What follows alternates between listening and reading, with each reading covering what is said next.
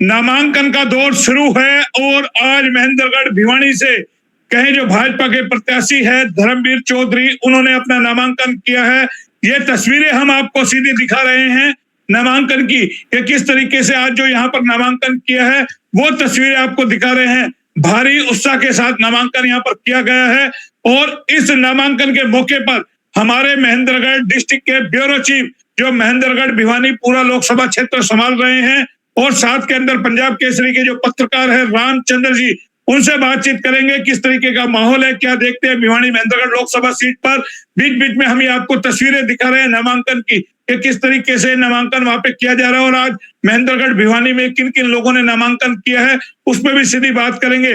पहले सुरेंद्र जी आप ही के पास आ जाता हूँ, आज नामांकन हुआ है, किस तरीके से देखते हैं, कैसा उत्साह नजर आया चौधरी धर्मवीर सिंह जी में? मोहनलाल जी, आज चौधरी धर्मवीर सिंह जी ने नारनौल में पहले तो नामांकन किया और उसके बाद में उनकी नामांकन सभा थी यहाँ नूनी वालों की उसमें धर्मशाला के अंदर। तो भीड़ तो काफी थी, लेकिन कल हमने राव धान सिंह जी का भी HR न्यूज के लिए कवरेज किया था। कल के मुकाबले मुझे आज कुछ लोगों में उत्साह की तो कमी लगी, लेकिन भीड़ तो जितनी कल थी उतनी ही भीड़ आज थी। सड़कों पर वही जाम की स्थिति लगी हुई थी, लेकिन लोगों का उत्साह मुझे कुछ कम लगा। ये बताए ना, पहुंचे कौन कौन, बड़े दिक्कत पहुंचे नहीं पहुंचे आज? जैसे लगातार कहीं जो है CM खट्टर वो पहुंच रहे, जो है तमाम बड़े बड़े नेता भाजपा के, यहाँ कौन कौन पहुंचे हैं? उनमें सबसे बड़े तो नेता थे CP जोशी जी, जो राजस्थान के भाजपा के प्रधान थे और जिनको हरियाणा के चुनाव का प्रभारी लगाया हुआ है।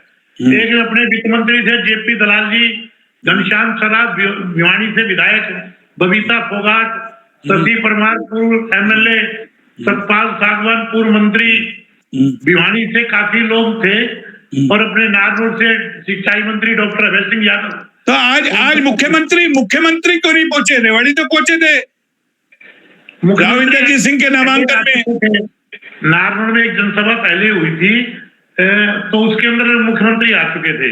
आज मुख्यमंत्री नहीं आए, आज राव इंद्रजीत सिंह के आने का कार्यक्रम था। कैप्टन अभिमन्यु का भी नाम था, तो ना तो राव साहब आए ना कैप्टन अभिमन्यु आज के नामांकन सभा में आए। अच्छा, तो जिस तरीके से चौधरी धर्मवीर सिंह जी का लगातार आप विरोध देख रहे हैं, ऐसे में क्या दिखता है? क्योंकि उनका तो कई जगह विरोध हो लिया, गांव में उनको घुसने नहीं दिया जा रहा। नहीं, विरोध तो भाजपा का पूरे प्रदेश में ही हो रहा है। पहले जो मुख्यमंत्री थे मनोहर लाल जी, उनका भी विरोध, चौधरी रणजीत सिंह जी का भी, अशोक तंवर का भी, सभी का विरोध हो रहा है हरियाणा के अंदर। ये तो देखो जो हरियाणा के अंदर जो मुद्दे हैं और केंद्र के अंदर जो मुद्दे हैं, महंगाई, बेरोजगार की, इसके बारे में कोई चर्चा नहीं कर रहा। चलिए, हमारे साथ नारनौल से पत्रकार हैं रामचंद्र जी, जो एक न्यूज़पेपर के लिए काम करते हैं। रामचंद्र जी, किस तरीके से देख रहे हैं? पत्रकारों को कल हमने देखा था कि मान सम्मान नहीं मिल रहा था दान सिंह जी के, आज मिला नहीं मिला आप लोगों को मान सम्मान, या पत्रकारों को ऐसी अनदेखी करते रहेंगे लगातार? नहीं, देखिए मोहनलाल जी, आज का जो धर्मवीर जी का नॉमिनेशन का प्रोग्राम था, उसके लिए सीताराम मैरिज पैलेस में जो जनसभा की गई थी, उसमें पत्रकारों का पूरा मान सम्मान था, ऐसी कोई बात नहीं है। बाकायदा उनके लिए बैठने की व्यवस्था थी, पानी था और भी उनका जो रिफ्रेशमेंट था वो था। बात पत्रकारों के मान सम्मान की थी, जो बात है अलग है।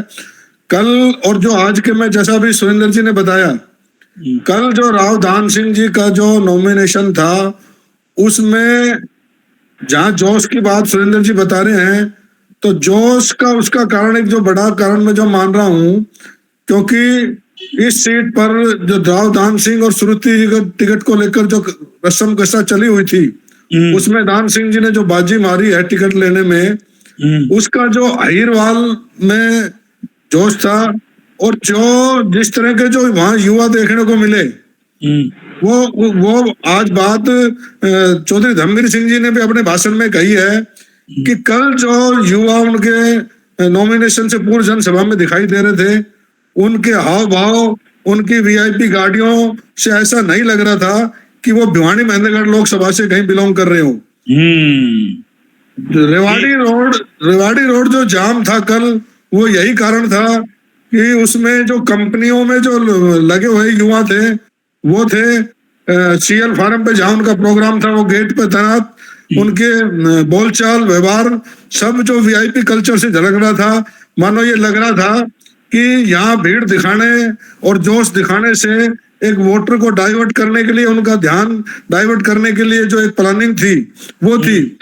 रावधान सिंह के जो जनसभा में जो व्यवस्था थी मीडिया के लिए वास्तव में तो कुछ नहीं था, लेकिन जो वहां आए थे उनके लिए अच्छे टेंट की व्यवस्था, अच्छे गर्मी थी, कूलर की व्यवस्था और अलग तरीके से एक दिखावा बहुत काफी था। चलिए रामचंद्र जी, सवाल मेरा ये है, चुनाव मुद्दों पे लड़ा जाएगा क्योंकि कांग्रेस में खींचतान है, श्रुति चौधरी की टिकट कट गई, वो कल आई नहीं, क्या नाराजगी दूर हो पाएगी? उधर धर्मवीर का लगातार विरोध हो रहा है, इनसे कैसे निपटेंगे दोनों कैंडिडेट?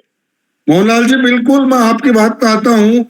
कांग्रेसी लोग ये दिखावे की बात कर रहे हैं कि हम कांग्रेस के सिपाही हैं, सच्चे सिपाही हैं, लेकिन जिस तरह से भूपेंद्र हुड्डा जी सिरसा फार्म नॉमिनेशन पे नहीं जाते हैं, शैलजा जी के पे, फरीदाबाद में महेंद्र प्रताप जी के नॉमिनेशन पर नहीं जाते हैं, उसी तरह से आज रोहतक में दीपेंद्र हुड्डा ने नॉमिनेशन किया, वहां एसआर के ग्रुप का कोई नहीं था। रावधान सिंह ने कल यहाँ नॉमिनेशन किया है, एसआर के ग्रुप का कोई नहीं था। तो ये जो इनकी बातें चल रही हैं, राजबब्बर का कल नॉमिनेशन था, वहां एसआर के ग्रुप से कोई नहीं था। तो इनकी जो ये एकता की बात की जा रही है, कांग्रेस के सिपाही हैं, ये सब ढकोसले हैं, कहीं भी ये दोनों ग्रुप एक नहीं है और चुनाव में इनका खामियाजा जो इनको भुगतना पड़ेगा, ये तो एक आम जनता की आवाज है। दूसरी बात, जो मुद्दों की बात आ रही है, बीजेपी सरकार को लेकर जो लोगों में कुछ नाराजगी जरूर है, लेकिन फिर वो आखिर में उनके पास एक सवाल आ रहा है कि इंडिया गठबंधन की जो सीटें हैं बहुत कम दिखाई जा रही है, चाहे वो सट्टा मार्केट की बात करें, चाहे वो मीडिया से बात करें। अभी तक जो आज के जो सट्टा मार्केट का जो उसके हिसाब से या मीडिया से बात, एनडीए की 300 पार दिखाई जा रही है आज भी, और इंडिया गठबंधन की 60 से 70 के बीच में दिखा रहे हैं। तो जनता वहां भी सोचने को मजबूर है कि बीजेपी लेकिन सवाल ये ना, फिर धर्मवीर जी का विरोध क्यों हो रहा है? तमाम नेताओं का आ रहा है। खुद खट्टर साहब जो 9 साल रह लिए मुख्यमंत्री, वो अपने नाम पे वोट नहीं मांग रहे, अपने काम पे नहीं मांग रहे हैं, मोदी के नाम पे वोट मांग रहे हैं। सवाल ये है कि आपके पास क्या बताने के लिए विजन है? काम क्या है? काम दिखाए ना आप अपना, काम पे वोट नहीं मांगे जा रहे हैं, क्यों विरोध हो रहा है? अशोक तंवर आए अभी पार्टी छोड़ करके, उनको टिकट दिया, उनका विरोध हो रहा है। मोहनलाल जी देखिए, हरियाणा भर में, हरियाणा के अलावा तो हम अभी कहीं गए नहीं है, साथियों से जो रिपोर्ट मिल रही है वो भी वहीं भी यही हाल है। हरियाणा की जो 10 की 10 सीट है, सभी पर यही हाल है, सभी उम्मीदवार मोदी जी के नाम पर वोट मांग रहे हैं। गुड़गांव लोकसभा आज के दिन ऐसी लोकसभा सीट बताइए जहां सबसे सेफ सीट बीजेपी के लिए मानी जा रही है, लेकिन वहां से जो चुनाव लड़ रहे हैं हरियाणा, दक्षिण हरियाणा के दिग्गज नेता हैं, उनका वर्षों से जनाधार है राव इंद्रजीत सिंह जी, वो भी हर जगह मोदी के नाम पर वोट मांग रहे हैं। तो ये कहीं ना कहीं बीजेपी सरकार की जो पिछले 10 साल का, 9.5 साल का शासनकाल है, तो उनको कहीं ना कहीं आभास है कि बीजेपी की जो लोकल समस्या हरियाणा की, उनको लेकर कहीं ना कहीं नाराजगी जरूर है। इसीलिए तो रामचंद्र जी, मोदी जी भी वोट मांग रहे हैं, अपने मैनिफेस्टो की बात नहीं करते, कांग्रेस का मैनिफेस्टो बता रहे हैं, इतना पॉपुलर कर दिया कि कांग्रेस के मैनिफेस्टो की डिमांड हो गई। आप देख रहे होंगे मोदी जी का भाषण कैसे मंगलसूत्र पे आ गया, भैंस पे आ गया, प्रॉपर्टी पे आ गया, मुस्लिम लीग पे आ गया। अरे भाई, मुद्दा अगर आपने काम किए 10 साल तो आप काम गिनाओ, काम क्यों नहीं है गिनाने के लिए? उनके पास सिर्फ क्या कांग्रेस उनका सहारा है राजनीति करने का? सवाल ये है ना, आप भाषण सुन रहे होंगे, लगातार सोशल मीडिया पे आ रहा है, आपके काम कहाँ है? आप अपने मैनिफेस्टो में बताओ ना, हम ये लेकर के आए हैं। वो कांग्रेस का मैनिफेस्टो पढ़ के बताते हैं। बिल्कुल सही बात है, लेकिन जहां आज धर्मवीर सिंह जी की जनसभा थी नॉमिनेशन के बाद, पहले उन्होंने नॉमिनेशन किया, उसके बाद जो जनसभा थी उनकी, धर्मवीर सिंह जी ने जरूर आज का जो अपना भाषण था उसमें मोदी सरकार की उपलब्धियां गिनाई है, अपने काम गिनाए हैं, 370 की बात की है, राम मंदिर के मुद्दे की बात की है, सैनिकों की बात की है, सड़कों की बात की है। हमारे आज का जो प्रोग्राम था उसमें जरूर उन्होंने अपने काम गिनाए हैं, लेकिन अन्य वक्ताओं ने, जैसे हरियाणा के दिग्गज नेता हैं बीजेपी पार्टी के, उन्होंने राम मंदिर की भी बात की है। लेकिन मेरा आपसे बड़ा सवाल है, आप भी अहिरवाल में हैं, हम भी अहिरवाल में हैं, आपको नहीं लगता अग्निवीर और जो है कहने से अहिर रेजिमेंट को लेकर के दो बड़े मुद्दे हैं जो किसी के भी गले की फांस बन सकते हैं? बिल्कुल बन सकते हैं, लेकिन अभी तक विपक्षी पार्टी जो कांग्रेस है मुख्य रूप से उन मुद्दों को नहीं भुना पा रही है। उन मुद्दों पे कोई चर्चा नहीं कर रही है। बीजेपी वाले जितने भी उम्मीदवार, आपको लगता है आने वाले दिनों में मुद्दा हैवी होगा? ये तो देखिए कांग्रेस के उन कैंडिडेटों पर निर्भर करते हैं, वो किन मुद्दों को ज्यादा बुनाएंगे। सुरेंद्र जी देखिए, बहुत सारी बातें रामचंद्र जी ने कह दी, बात है मुद्दों की। मोहनलाल जी, ऐसा है, जब ये चुनाव की शुरुआत हुई थी अब से 1-1.5 महीने पहले कि अब की बार 400 पार, मोदी जी ने कहा कि ये मेरी गारंटी है, ना कि भाजपा की। उन्होंने वही 370 धारा, राम मंदिर, 3 तलाक, इन मुद्दों के ऊपर बात की। लेकिन आज देश के अंदर जैसे महंगाई है, बेरोजगारी है, और अब कांग्रेस ने जैसे संविधान बचाओ, ईडी सीबीआई ने जिस प्रकार से झारखंड के मुख्यमंत्री हेमंत सोरेन को गिरफ्तार किया, दिल्ली के मुख्यमंत्री अरविंद केजरीवाल को गिरफ्तार किया, तो इन मुद्दों से पिछले 15-20 दिन से चुनाव बिल्कुल पलट चुका है। और कांग्रेस पार्टी के अंदर जो लोग पहले टिकट के लिए बड़ी मुश्किल से उन्होंने कहा भी हम चुनाव नहीं लड़ेंगे, आज वो टिकट के लिए दबाव डाल रहे हैं कि हमें टिकट दो। कांग्रेस का एक ऐसा माहौल धीरे धीरे बनता जा रहा है कि कांग्रेस की टिकट के लिए अब लोग नाराज, भी जैसे अभी रामचंद्र जी जिक्र कर रहे थे कि भाई किरण चौधरी साथ नहीं है, अब साथ तो राव इंद्रजीत सिंह जी के भी अगर वहां देखें तो रेवाड़ी के अंदर कापड़ीवास है, अरविंद यादव है, सतीश कुमार है, और भी ऐसे हैं, गुड़गांव जिले के अंदर भी काफी भाजपा के खिलाफ है। लेकिन इन बड़े चुनाव के अंदर इनसे कोई खास विशेष फर्क नहीं पड़ेगा, कोई खास फर्क लोगों। लेकिन सवाल आप दोनों से है ना, सवाल तो देखिए मुद्दों पे लड़ा जाएगा। आप और हम जिस तरीके से देख रहे हैं लगातार कि जो मुद्दे होने चाहिए अहिरवाल में, अग्निवीर हमारे यहाँ घर घर से सैनिक बनते हैं, सेना में जाते हैं, कारगिल में शहादत लोगों ने दी है, तो वो बड़ा मुद्दा है। क्या अग्निवीर के नाम पर ये नेता वोट मांग पाएंगे? जाएंगे चौधरी धर्मवीर जी, कहेंगे कि भाई अग्निवीर हमारी योजना बहुत अच्छी थी, आप हमें वोट दीजिए, युवा वोट देंगे?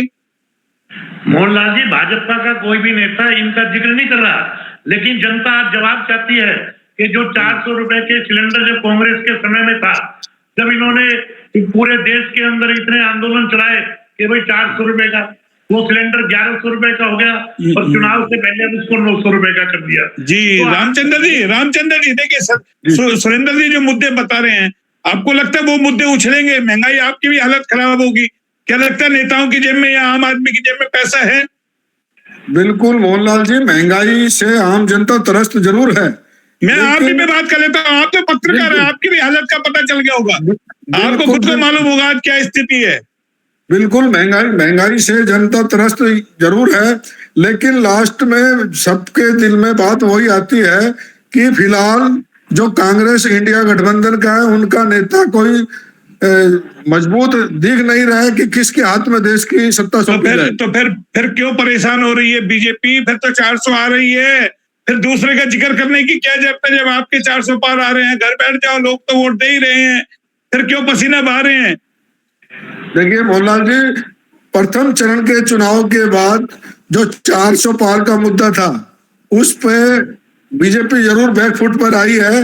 अब कोई 400 पार वाली बात नजर नहीं आ रही है, क्योंकि पहले चरण के चुनाव से पहले कांग्रेस और इंडिया गठबंधन ने जो 400 पार के एवज में संविधान बदलने का जो नारा दिया, उसमें फर्क पड़ा है। और 400 पार की जो ये दावा कर रहे हैं, आम जनता में भी ये मैसेज जा चुका है। 400 पार आपको नहीं लगता ये कांग्रेस को छोड़िए, मोदी जी का जो बयान कि इनके मैनिफेस्टो में मुस्लिम लीग की झलक है, फलाना है, ढिकना है, वो नुकसान कहीं ना कहीं कर गया? संविधान तो नेचुरल है, उन्होंने तो मुद्दा उठाया, वो तो विरोध में है, लेकिन मोदी जी 400 पार का नारा लगा रहे थे, उनके मंत्री कह रहे थे, उनके नेता कह रहे थे हम संविधान को फाड़ देंगे, बदल देंगे, तो वहीं से तो शुरुआत हुई ना, उसी मुद्दे को। आज देखिएगा जिस तरीके से अब तक क्या था, कांग्रेस बीजेपी की पिच पे खेलती थी, पहली बार चुनाव है बीजेपी कांग्रेस की पिच पे खेल रही है, मोदी जी को कांग्रेस की पिच पे खेलना पड़ रहा है। बिल्कुल बिल्कुल सही बात कह रहे हैं आप। उस चीज का बीजेपी को बड़ा नुकसान जरूर हुआ है, लेकिन आम जनता में आज भी एक धारणा ये बन चुकी है कि आएगा तो मोदी ही। बीजेपी का विरोध नहीं करें। चलिए जो आएगा वो देखेंगे। सुरेंद्र जी, समय का अभाव है, 30 सेकंड में बस बात खत्म करें। मोहनलाल जी, ऐसा है जब 2014 के अंदर भारतीय जनता पार्टी ने कहा कि 15 लाख रुपए काला धन आपके खाते में आएगा, 2 करोड़ हम हर साल बेरोजगारों को नौकरियां देंगे, आज वो मुद्दे इतने जनता के अंदर आ रहे हैं कि वो है कहाँ, वो काला धन कहाँ है, वो नौकरियां कहाँ है। और उसकी वजह से जो मोदी जी कह रहे हैं कि मेरी गारंटी है, इनकी गारंटी पे से लोगों का विश्वास उठ चुका है। तो वो मुद्दा कांग्रेस ने हायर कर लिया, बोला हम 2 करोड़ नहीं 30 लाख देंगे, 30 लाख देंगे। और पर कल मुख्यमंत्री जो पूर्व मुख्यमंत्री थे उद्धव साहब, उन्होंने कहा हरियाणा में भी 2 लाख नौकरियां खाली है। वो 2 लाख नौकरियां मैं पहले कलम से हरियाणा के मेरे पढ़े लिखे युवाओं को दूंगा। चलिए आप लोग देखिए, रामचंद्र जी 30 सेकंड का समय, क्या कहेंगे? मोहनलाल जी, अब मैं आपने 30 सेकंड का समय दिया है, तो मैं आपको हमारे जो महेंद्र भिवानी लोकसभा की एक जो विशेष बात मैं बताने जा रहा हूं आपको, वो ये है कि इस लोकसभा में कल और आज का जो दोनों उम्मीदवारों का नॉमिनेशन देखने के बाद एक नई चर्चा चल रही है कि इस लोकसभा क्षेत्र में अंत में मुद्दा क्षेत्रवाद और जात पात पर आकर टिकेगा और उस पर रिजल्ट काफी निर्भर करेगा। ये तमाम दोनों लोग मेरे साथ जुड़े, और महेंद्रगढ़ भिवानी एक बड़ी हॉट सीट है, क्योंकि वहां पर कांग्रेस के प्रत्याशी है राजदान सिंह और बीजेपी के प्रत्याशी है चौधरी धर्मवीर जी। लेकिन जिस तरीके से सुरुचि चौधरी दावेदार थी, वहां पे टिकट की नहीं मिली, किरण चौधरी की सुपुत्री है, वो नाराज है। अगर ये नाराजगी दूर हो जाती है और राजदान सिंह और सुरुचि चौधरी एक हो जाते हैं, तो क्या चुनाव का रुख होगा वो अभी देखना होगा। लेकिन फिलहाल नाराजगी दोनों ने अपने अपने नामांकन कर दिए हैं। 1-2 दिन में बड़ा तूफानी प्रचार शुरू होगा, नई नई तस्वीरें सामने आएगी। एचआर न्यूज की अपील है, हमारे चैनल को शेयर करें, सब्सक्राइब करें और इसी तरीके के चुनावी अपडेट के लिए देखते रहें एचआर न्यूज। फिलहाल आप जुड़े, बहुत बहुत धन्यवाद। फिर आएंगे नए टॉपिक पे, तब तक के लिए नमस्कार।